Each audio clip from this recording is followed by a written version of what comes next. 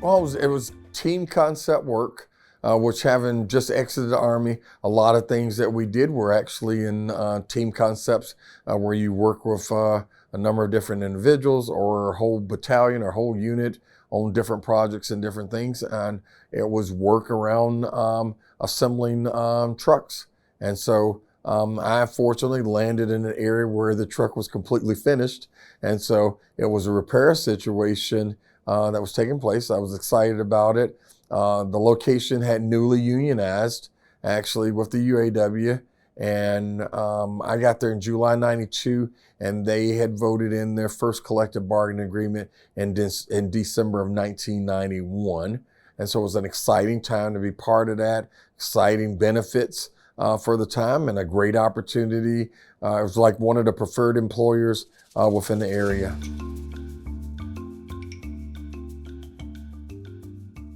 Early on, I wanted to attend the membership meetings. I thought that by attending the membership meetings, I'd get a history and understand why the members and the workers at that location actually had chosen to unionize and why they chose the United Auto Workers as their bargaining representative and why they started growing from that point.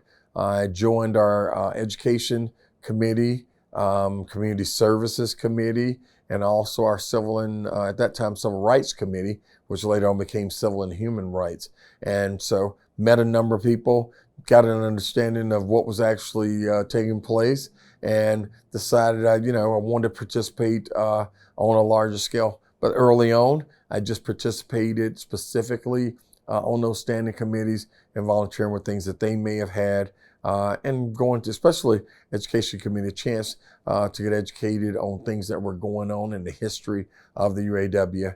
And that was pretty, like I said, pretty specific to around that time, from really 92 up until 98, when I made the decision that I would decide to get more involved by seeking office.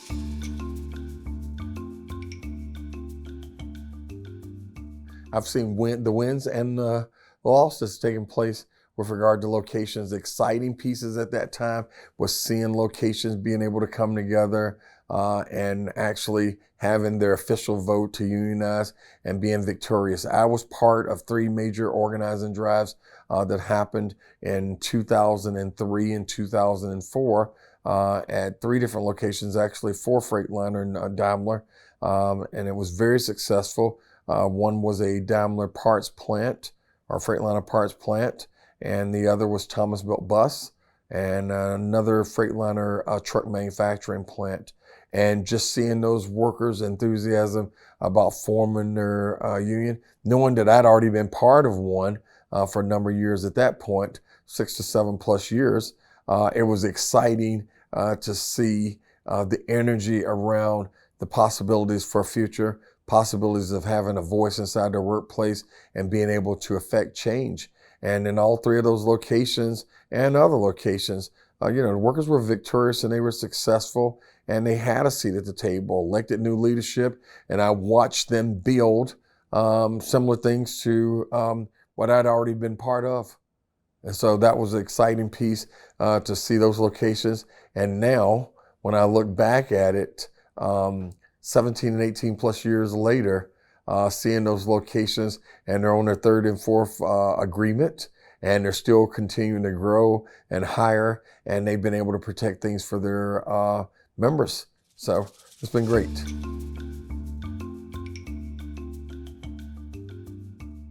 Well, that organizing played a key. Being involved in organizing, you get a chance to work with a number of different personalities, and it's almost like the military again.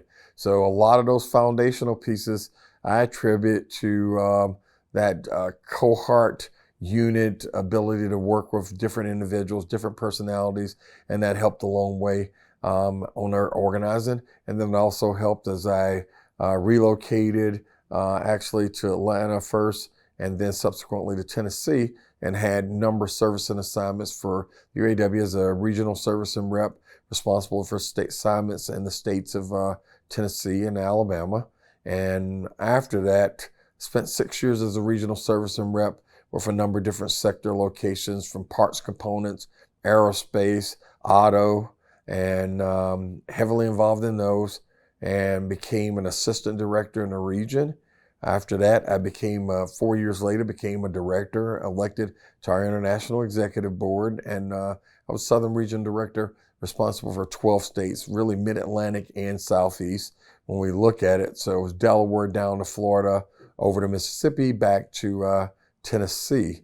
And so it was exciting times, a lot of our times to grow and be able to manage a process, responsible for the staff and the clerical in that region, and also the membership active and retired. Active about 40,000 at the time, and then over 70,000 retired members that were in that regional alignment. So it was an exciting time progressing through those areas, progressing through education opportunities that I completed during that time, and then going from a regional director who was elected as our chief financial officer to come to Detroit. And 1 year later, 3 years later, after being the chief financial, then the current president at the time, Roy Gamble, decided he was going to retire. And so the board elected me to replace Roy pursuant to our Constitution. And now I'm in the process of the delegates election process as our convention most recently ended.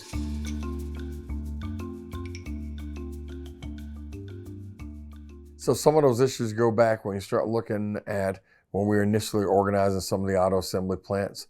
And you got to remember, there's a lot of things that were segregation, division of housing, and other issues. And we were on the forefront. When I say we, the UAW was on the forefront of bringing all workers together, regardless of color, race, national origin. And, you know, some of those things is there were immigrants and things and others who had relocated here, but they found themselves inside of these assembly plants. And that's where our core work started off. When you look at the auto assembly, aerospace, and agricultural implement, construction equipment, all of those pieces were key. But we have always been what I always consider on the right side of history. We've supported racial segregation ending. We've made the big push to integrate bowling. You got to remember, we were like one of the first ones at Allen Park's Thunder Lanes. We played the first nationally integrated bowling tournament when it wasn't a popular thing and it wasn't even a part of National Bowling Association. And we were able to host those tournaments for our members. Actually, those tournaments still continue today out of that still same theme. Even though bowling alleys and others are open all across the country now, and you don't have those restrictions, we still have that tournament.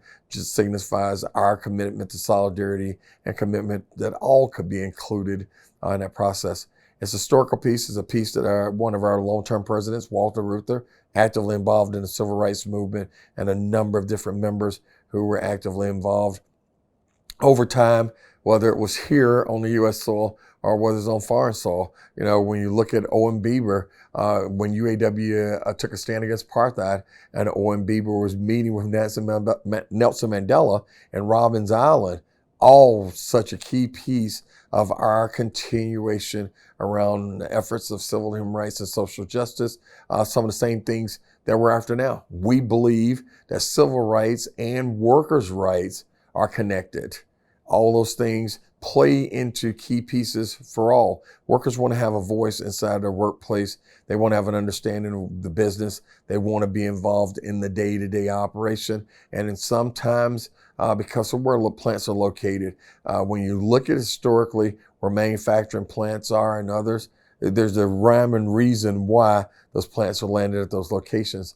They're looking for a particular person. They're looking for a type of person, not only maybe past manufacturing experience and others, but a lot of these places have landed where the education level may not have been as great. They've also landed at areas that have truly proven to be previous years on the poverty levels. And we believe that workers should have a voice. They should be able to have a good standing in their communities. They should be able to be a stakeholder in whatever facility that they're in. But we don't believe in employers being able to take advantage of workers, being able to not pay workers fairly. And we believe that workers should have a great voice inside of all of that footprint, and it makes a difference. But for the UAW, we always and have and will continue to be leaders to advocate for fairness and justice for all. And that justice could be in the workplace. That justice could be on the ability and the impact of voting rights. That could be the impact of the availability for people to vote. It could be an impact on legislation that affects a number of different people. But we want the legislation to be fair for all.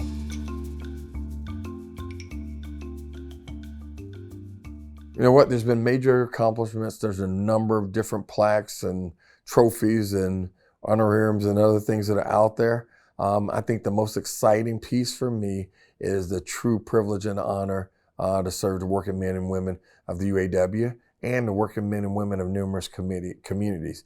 And I say the numerous communities beyond just our membership at the UAW, because the work that we often do trickles down into those communities. We've got plants that are located, we've got workspaces located, and our represented contracts often benefit the others. And sometimes I always say UAW contracts often benefit the unorganized, because often there's employers who prefer for their workforce not to be organized, and they are willing and sometimes to match scale or wage or benefits and otherwise to a neighboring UAW plant. So for me, I guess the biggest honor is the ability to serve, and having served our membership now in leadership roles and staff roles and others now for over 18 plus years. Been a UAW member. This year makes my 30th year in July.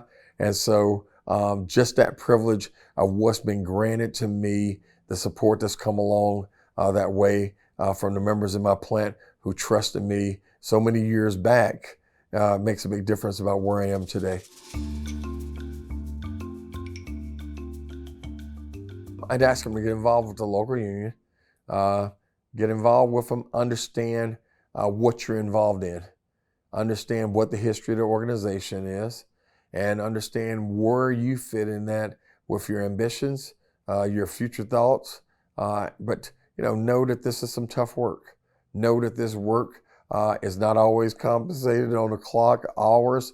This is some work that sometimes, you're out there on the weekends. You're out there on long days, and it's not anybody who's going to always be telling you thank you or congratulations, you did a great job.